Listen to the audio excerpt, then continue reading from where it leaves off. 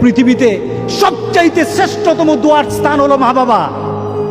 ওই মা বাবা যদি হাত পাতে আরশ পর্যন্ত পৌঁছে যায়, ওই মা বাবা যদি বদদুয়া করে, পৃথিবীর সব তীর সব টার্গেট মিস হতে পারে, কিন্তু মা বাবার বদদুয়া কখনো মিস হয় না, কখনো মিস হয় না। আর সন্তান মা বাবার জন্য যখন দোয়া করে, পৃথিবীর কোনো হুজুর, পৃথিবীর কোনো বুজুর্গ ব্যক্তির দোয়া কবুলের ব্যাপারে সন্দেহ থাকতে পারে, কিন্তু সন্তান যখন মা বাবার জন্য দোয়া করে, এই দোয়া আল্লাহ ফেলে দেয় না। সুবহানাল্লাহ।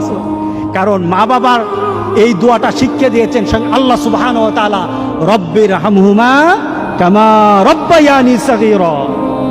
আপনি কবরে থাকবেন, আপনি প্রত্যেক নামাজে আপনার সন্তান দোয়া করবে আপনার জন্য, রব্বির হামহুমা কামা রব্বায়ানি সাগীরা। পড়েন, মা বাবার জন্য দোয়া করেন প্রতি নামাজে বলেন মা বাবার জন্য, রব্বির হামহুমা কামা রব্বায়ানি সাগীরা। আপনি দোয়া করেন, দেখবেন আপনার দোয়ার কারণে আপনার সন্তান আপনার জন্য দোয়া করছে। আপনাকে আল্লাহ যেন এমন সুযোগ করে দেয়, এমন কুলাঙ্গার সন্তান যেন আমাদের সন্তানগুলো আল্লাহ না বানায়। সবাই বলেন আল্লাহুম্মা আমিন। আপনার দালান, আপনার বাড়ি, আপনার সম্পদ, আপনার ব্যবসা, আপনার পৃথিবীর প্রতিপত্তি যত কিছু আছে, সব আপনি দুনিয়াতে ফেলেই চলে যেতে হবে, কিন্তু সন্তান কিন্তু আপনাকে ছেড়ে দিবে না। সন্তান আপনাকে ছেড়ে দিবে না। ভালো সন্তান রেখে যাবেন, কবরে শুয়ে শুয়ে আপনার সন্তানের দোয়া পাবেন। খারাপ সন্তান রেখে যাবেন, কবরে বিপদ বিপদ বিপদ চলতেই থাকবে।